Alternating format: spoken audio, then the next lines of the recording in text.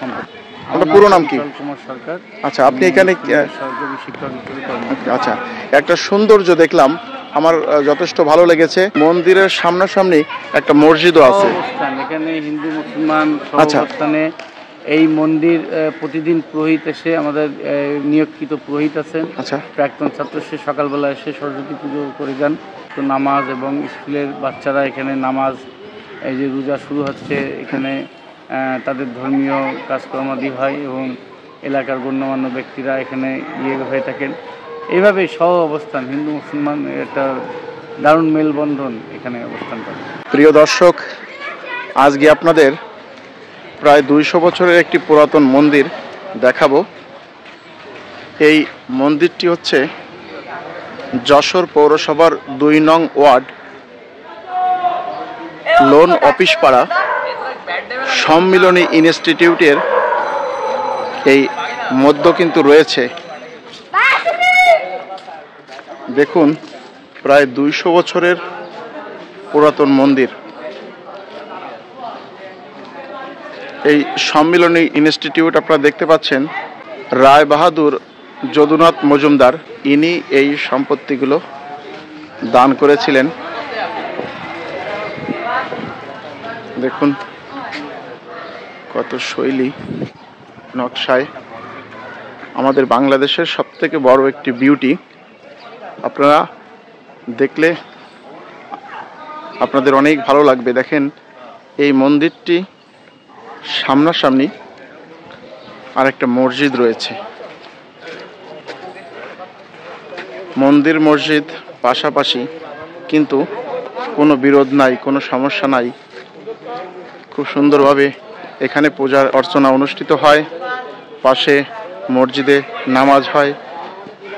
এটাই আমাদের বাংলাদেশের সৌন্দর্য। আপনারা দেখতে পাচ্ছেন। দেখি আমরা কিছু অজানা তথ্য জানার চেষ্টা করি। দাদা নমস্কার। দাদা, এই সম্মিলনী ইনস্টিটিউটের মধ্যে এই সুন্দর একটি মন্দির দেখা যাচ্ছে। এই মন্দিরটা জানা মতে কত আগের এবং এর ইতিহাস সম্পর্কে আপনি যতটুকু জানেন আমরা একটু জানার চেষ্টা করব। এটা হচ্ছে রায় বাহাদুর যদুনাথ মজুমদারের এটা কাচারি বাড়ি ছিল এবং তিনি এখানে বসে আইন ব্যবসা চালাতেন। তখনই এই মন্দিরটা প্রতিষ্ঠিত। আমরা ধারণা করছি যে প্রায় 180-85 বছর আগের মন্দির, যেহেতু বিদ্যালয় প্রতিষ্ঠিত হয়েছে। 138 বছর হয়ে গেল। 138 বছর। তার থেকে আরো 40-50 বছর আগে তিনি এই মন্দির প্রতিষ্ঠিত করেন। সেই হিসেবে আমরা ধরে নিচ্ছি যে এটার বয়স আনুষঙ্গিক সবকিছুতে 180 বছর বা 175 বছর এরকম হবে। আচ্ছা, এই যে রায় বাহাদুর যদুনাথ মজুমদার, ইনার সম্পত্তি নাকি এটা? হ্যাঁ, ওনার।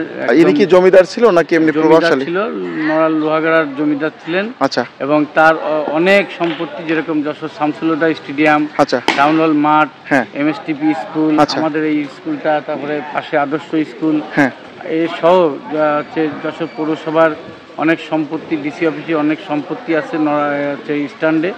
এইগুলো সব তারই সম্পত্তি এবং এখন সরকারি হচ্ছে ইয়েতে তিনি দান করেছেন। হ্যাঁ। আচ্ছা, এখন এইগুলো বিভিন্ন শিক্ষা, লোহাগড়ায় তাদের যে বাড়ি, সেখানেও তাদের অনেক স্কুল, লোহাগড়া সম্মিলনী বালিকা বিদ্যালয়, লোহাগড়া পাইলট স্কুল, এসবই তারই দান করতে সম্পত্তি। আপনার পুরো নাম কি? কুমার সরকার। আচ্ছা, আপনি এখানে সহযোগী শিক্ষক হিসেবে কর্মরত। আচ্ছা, একটা সৌন্দর্য দেখলাম, আমার যথেষ্ট ভালো লেগেছে। মন্দিরের সামনাসামনি একটা মসজিদও আছে। এখানে হিন্দু মুসলমান অবস্থানে এই মন্দির প্রতিদিন পুরোহিত এসে, আমাদের নিয়োগকৃত পুরোহিত আছেন। আচ্ছা। প্রাক্তন ছাত্র সে সকালবেলা এসে সরস্বতী পুজো করে যান। তো নামাজ এবং স্কুলের বাচ্চারা এখানে নামাজ, এই যে রোজা শুরু হচ্ছে, এখানে তাদের ধর্মীয় কাজকর্মাদি হয় এবং এলাকার গণ্যমান্য ব্যক্তিরা এখানে হয়ে থাকেন। এইভাবে সহ অবস্থান হিন্দু মুসলমান একটা দারুণ মেলবন্ধন এখানে অবস্থান করে। আসলে এইটাই কিন্তু আমাদের বাংলাদেশের সৌন্দর্য। এই সৌন্দর্যটা পৃথিবীর প্রত্যেকটা দেশে ছড়াই পড়ুক, এইটাই আমরা চাই। যে মন্দির মসজিদ পাশাপাশি থাকবে, যে যার ধর্ম তার সহ অবস্থান থেকে করবে। আসলে আমার খুব ভালো লেগেছে যে এরকম একটা জায়গা, প্রায় 200 বছরের পুরাতন একটা মন্দির, পাশাপাশি একটা মসজিদ।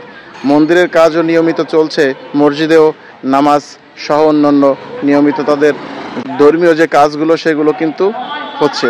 তো আসলে কখনো কি কোনো বিরোধ হয়েছে এই পূজা বা মসজিদ নিয়ে? এরকম আমাদের এত বছরের মধ্যে আমাদের জানা মতে হয়নি, আর এখনো তো হয় না। আচ্ছা, এবং আমাদের কার্যক্রমে ভিন্ন ধর্মের লোকরা যথেষ্ট সহযোগিতা করে, গুড। তাদের ওই প্রোগ্রামে আমরা শরিক হই, এইভাবেই আমাদের সহ অবস্থান, এখানে কোনো আমাদের কোনো বিরোধ নেই। খুবই ভালো। এইটাই আমাদের বাংলার সৌন্দর্য। আপনি কি মনে করেন দাদা?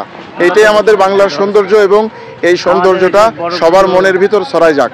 দুর্গাপুজোর সময় আমাদের এলাকার সমস্ত মুসলমান বড় ভাইরা তারা আগে এসে কমিটি করে পাহারা দিয়ে তারা অর্থায়ন করে, এই যে আমাদের এখানকার হিন্দু মুসলমান তাদের কথা হচ্ছে যে আমাদের এখানকার মেয়ে ছেলেরা বাইরে যাবে কেন, বাইরে পুজো অর্চনা অঞ্জলির ব্যাপার থাকে, বাইরে যাবে কেন, এখানেই পুজো হবে। তারা সব দিক থেকে সহযোগিতা করে।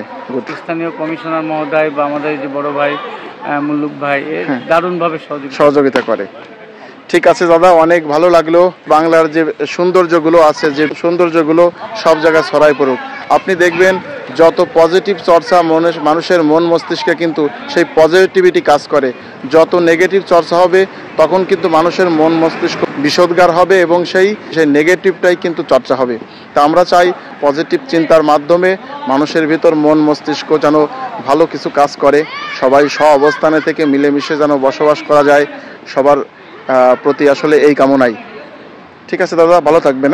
অনেক ধন্যবাদ, প্রশাসনের প্রতি অনেক কৃতজ্ঞতা। ঠিক আছে, তা আপনি ভালো থাকবেন দাদা। নমস্কার। নমস্কার।